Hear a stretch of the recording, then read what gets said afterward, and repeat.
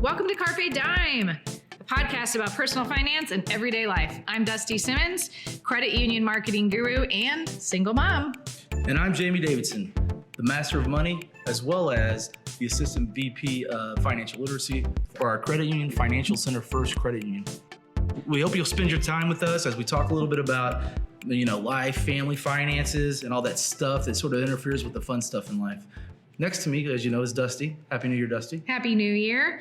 Today, we're specifically going to talk to you about why your financial resolutions are doomed to fail. I mean, doomed. That's right. Don't even try, folks. You're just gonna screw up. Everybody screws up, right? But hopefully, also how to fix it. How to fix it, right. So, Dusty, did you have any financial resolutions yet this year?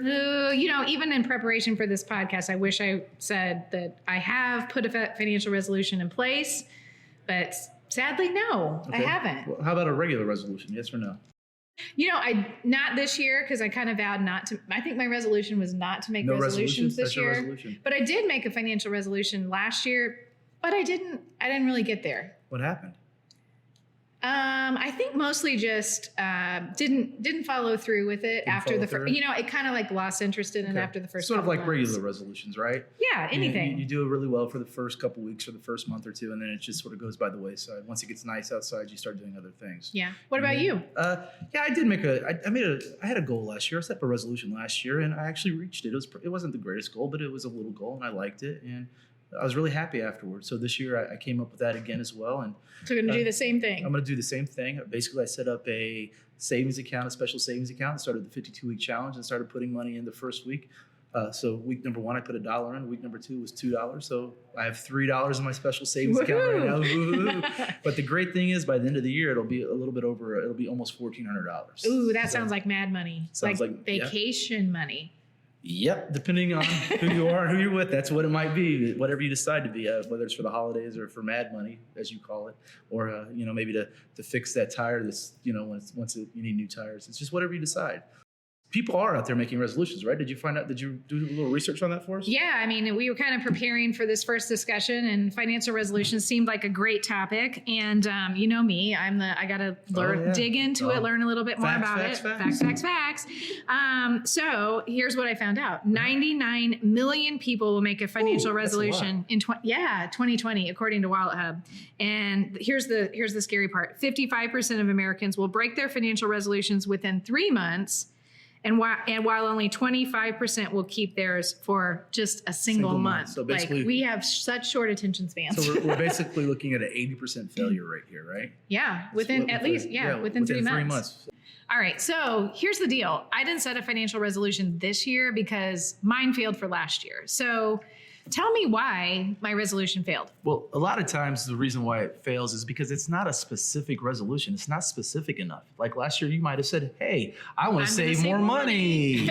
Well, what does that mean? What does that look like? And it's got to be a little bit more detailed than that. Think about if you were baking a cake or cooking a casserole. It's a little bit more than I'm just going to bake a cake or I'm going to cook a casserole, right? You have to have the ingredients. You have to measure properly. You have to put it in the oven and you keep an eye on it, right? So kind of like you got to have a plan. You have to have a plan, yes. Right. And that goal's got to be specific. So let's say next year you decide, I want to save money. So what you do is you say, I want to save X amount of dollars. So what is X amount of dollars? So say it's $2,000, right? Right. So that's your first part of the plan. Now the next part of the plan is actually setting the steps of how to get there. Not just hoping that it's going to transfer automatic. Well, I could. Fingers crossed, right? Yeah. Hopefully you don't have to, dive in there to get something for the kids for, a birthday present because you did a bad job of preparing for that, which we've all done in the past, right? Right. So it's really about being specific and knowing how you're going to get there. We all want to save money. We all want to have more money. Temp check. What kind of summer are we having this year? A family road trip summer? A beach bum summer? Or a wake me up when the sun sets summer? With Instacart, choose your own adventure and skip the shopping side quests. Where available, you can get ice cream delivered to your hotel, sunscreen to the pool, or cold brew to your bed. Well, door, in as fast as 30 minutes. Wherever you find yourself this summer, you can get the goods. Download Instacart for free delivery on your first 3 orders. Offer valid for a limited time. Minimum $10 per order. Excludes restaurants. Additional terms and fees apply. Okay, it's time to commit. 2024 is the year for prioritizing yourself. Begin your new smile journey with Byte, and you could start seeing results in just 2 to 3 weeks. Just order your at-home impression kit today for only $14.95 at Byte.com. Byte Clear aligners are doctor-directed and delivered to your door. Treatment costs thousands less than braces. Plus, they offer financing options, accept eligible insurance, and you can pay with your HSA FSA. Get 80% off your impression kit when you use code WONDERY at Byte.com. That's BYTE.com. Start your confidence journey today with Byte. Duh. How did you get there? That's Right. the key here. So let's say that you have a goal of next year of saving some sort of money. Aren't you going to go on vacation sometime maybe pretty soon, maybe? I hope so. Okay. Well, maybe that's one of the things. I'm going to Miami. Yeah. Miami. Oh, wow. Well, I am a Dolphins fan. So Yeah, I know. There's a knock against me already, guys. So yeah, when it comes to that resolution, it needs to be specific. How am I going to get there? What am I going to do? And a lot of times when it comes to these resolutions, especially of saving money, we always say we want to save money. And we have the same amount of income coming in, but we don't think about where should we probably go? Cut money out on expenses. Yeah. Discretionary expenses, right? Dining out. My Starbucks. Or whatever. That's whatever that is. So number one is, make sure that goal is specific. Another one I think is it's really about coming back and keeping an eye on that and measuring what's happening. It's just like if you're trying to lose weight, you got to step on the scale once in a while. You got to know where you're at. Right. You can't eat pizza all week and lose money. Right. Lose money. Lose weight. You're gonna lose money too. You're gonna lose money as well. You're right. That's exactly right. It's the same way with this. You've really got to be measuring it and knowing where you stand. A lot of times, I think a good thing to do with the resolution is to actually get a friend or a group of friends to do it with, because we're really pretty accountability. Good. Accountability is a good thing. Think about that. Whenever you decided to exercise or lose weight, and when you did it with a group, did you usually succeed a little bit better? Sure, because it's a competition for me. For you, it's a competition, right? For me, it's I'm going to make fun of you if you didn't do it right. And if you're on my team, I'm really going to harass you, because I guess that's just the way I am. But it's really about having that teammate. So think about that in a family.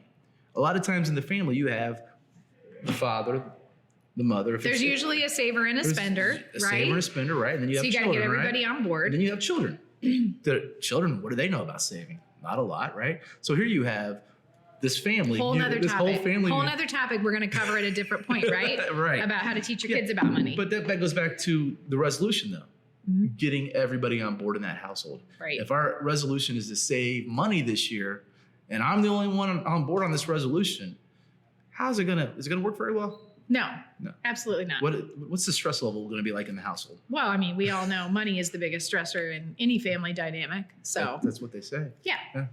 I've seen it a few times in my life. Mm-hmm. Exactly. So what I'm hearing from you is self-discipline at the same time of setting the goal and being realistic about the goal and making a plan. You also have to be disciplined in executing that plan. That's correct. Self-discipline is a dirty word. Nobody likes it. Nobody wants to be self-disciplined. The idea of disciplining ourselves is scary to us. We see it as a negative word or an inflection there, but it's really not. It's just sort of that whole idea. I always joke with my children at home. Successful people get up in the morning when the alarm goes off. Mm-hmm. Right? They don't hit the snooze button. They don't hit the snooze button, right? But that's just a type of self-discipline. It's the same way when it comes to finances, right? We all would love to go to Starbucks every day. We all would love to go eat pizza every day or whatever that thing is, but it's about self-discipline. Right. And when it comes to your financial resolutions, it's the same thing.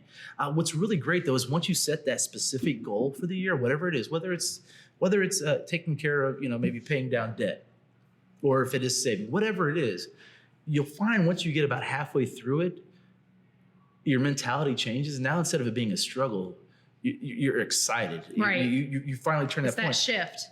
It's that changing the habit shift. And the view too. It's no longer, I've got to not go eat pizza and I've got to not go to Starbucks. It's like, wow, look how much money I'm saving. Mm-hmm. And it's really a mindset change. And it does take a while, especially if the whole time you've been doing one other way. I've got friends that are runners. They always talk about the runner high. Oh yeah. The runner high. And, you know, I used to go out and try to run. I never found the runner high. I kept looking for it.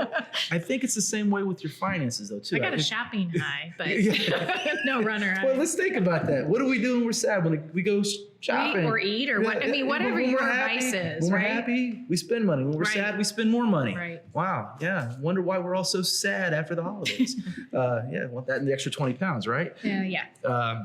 So not Dusty. She didn't gain 20. I did. She probably lost 20. So. Well, so let's talk about if I've never set a resolution. Okay. And I really would like to have one this year that's related to my finances. Okay. What are some really good financial resolutions I should think about setting for myself and that are smart goals? That are smart goals. I would start with setting up a special savings account. That's not your regular savings account. So that kind of goes back to the save more. Right, yeah, save more. So you've got this account. Setting a goal. This is an account you're not going to touch very often. It's not there to touch. Your regular savings is there. You set up that special savings account. So that's your first step there. Ooh, my mad money. I like your mad money. Oh, I don't know. That depends. We could all want mad money every week. You got to remember, you got to put that time constraint on there too. Right. Remember that. What do you mean by time constraint? That time constraint. Well, let's think about this. The holidays just came around. How many people do you know when Thanksgiving got here were freaking out because they didn't have money to buy gifts for the holidays? I stress about it every year. Every year. When should you start saving for that maybe? Because, we work in finances, so Christmas club is a word that we hear, right? So maybe but that's it makes sense. It's kind of traditional and old school, but it works. You set up that December club account and you put the money in there and you save it until December, and you take that money and you go and you buy your gifts for and you got the money and you don't stress about it. That's right. You're happy. You're happy. And then if you're like me, you might find out that you save a little extra on the side that they don't know about and you keep that. That's your mad money. Okay, so Christmas or Christmas club or special savings. That's special savings. That is idea number one. Yeah, have a special savings account where you're going to only put money in there for a specific period of time. Okay. The second part of that is to set up a direct deposit or direct transfer into that account. Mm-hmm. And then here's where that dirty word comes in again: self-discipline. Right.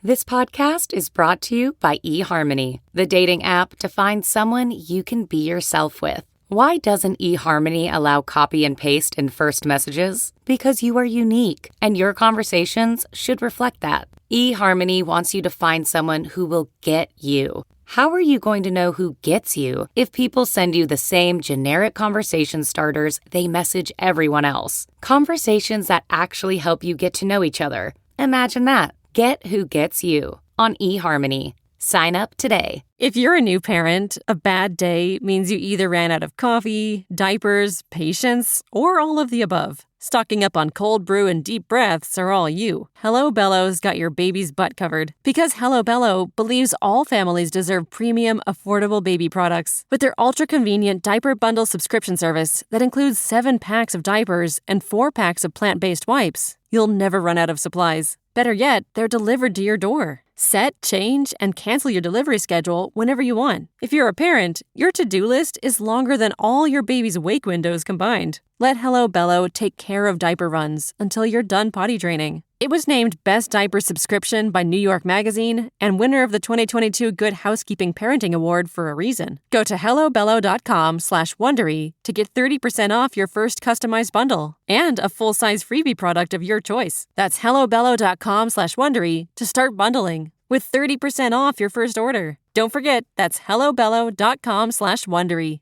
Don't touch it and keep doing it. Keep putting the money in there and don't touch it. This is where that whole idea of, we were talking about the family, having that family conversation where we're all working towards this goal together. And when we achieve this goal, this is what we're going to do to celebrate that. Okay, so speaking of family, I think this is a really good idea for a resolution, but putting together and sticking to a budget, because I know budget is kind of like a four-letter word sometimes to some people. And it's hard, right? To have a budget and stick to it.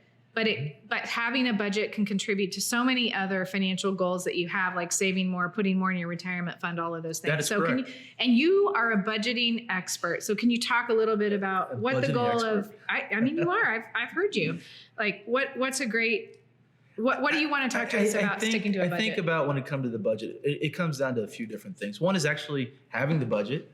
Obviously, a lot of people don't create a budget, so You're not going to stick to the budget if you don't create it. It's being realistic of what's going on. And that actually means you need to sit down and take that time to create that budget and find out what your expenses are and what your income is. And that's the two biggest components of a budget, right? Income and expenses. That's it. Right, it's there. pretty basic. It's very simple, right? So yeah. Now, and do you like a specific tool to use to? Any type of spreadsheet will work. They're all out there. Excel. They're all out there. Or Excel, a budgeting tool. TurboTax has it. There's multiple ones online that you can use. I'm not going to endorse anyone, so to speak. Right. But it's actually sitting down and doing that. And some of them you can even attach to your bank account if you want to. I'm not saying to do that, but you can do that. Yeah. And really seeing where your money's going. It's probably scary to know how much money gets spent on certain categories in your life. Right. Like food in my house. Right. Like we eat out a lot. Okay. That's definitely an area where. And a lot of times when we do that, when we're spending that extra money on those extra things. Yeah. We don't like to put that in the budget because we don't want to see it. Like we don't want to see. We don't want to see beer and wine on the budget because then oh my gosh, I've spent So we act like we don't spend it when you do. It's it's the same thing with the going out to eat. It's the same way. You really have to put everything down there. I always tell people that I meet, if you're a cigarette smoker, you better put cigarettes in there. Yep, that's a huge because budget that's item. a huge budget item. If you don't think about that, right? So that's a great resolution in itself. Quit smoking for multiple reasons. I was talking about financial, but yes, yeah. Quit smoking or create a budget. Sit down and create a budget. That's a great resolution. Actually sit down and do a budget and keep it for the year and see where your money's going and then make those choices. And then, this other resolution that we've talked about, for those of us who are living paycheck to paycheck, there's a pretty big resolution that's a great idea, which is pay your bills on time. It's really important. Paying your bills on time, I know at times is a challenge. It's a cash flow problem. But once you do that budget, you're going to see that the reason why you're not able to pay your bills on time is because you're not sticking to that budget. And if you could actually do the budget, it's going to make it a lot easier. So many things happen when you don't pay your bills on time. Like what? Like what? How can not paying your bills on time affect your financial life? Well, the first thing you're going to have happen when you don't pay your bill on time is you're going to incur a late fee. Ding, ding, ding, right? So or an overdraft fee. So now I don't have enough money and now I've incurred a late fee or an overdraft fee, right?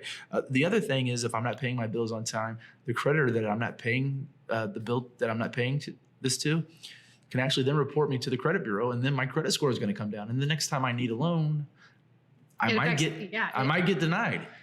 And it's like a snowball effect. Not paying your bills on time can be this total snowball that creates other financial havoc in your life. Correct. And it seems so simple as we talk about it, but it really starts with that conversation. And because this is a new year, this is a great time to do it. Not even a new decade. A new decade. Like it's the time to turn over a new leaf. I talk to so many people and it'll be June and they'll go, wow, I wish somebody would told me to do this in January. We're telling you in January, people. Do it now. Don't wait till June. But if you hear this in June, start it in June. The point is it's always easier to put it off. I mean, the joke is we always say we're going to lose weight after the holidays, right? And everybody goes out and joins the gym and starts paying those gym fees. There's another resolution. Don't join a gym unless you intend to go.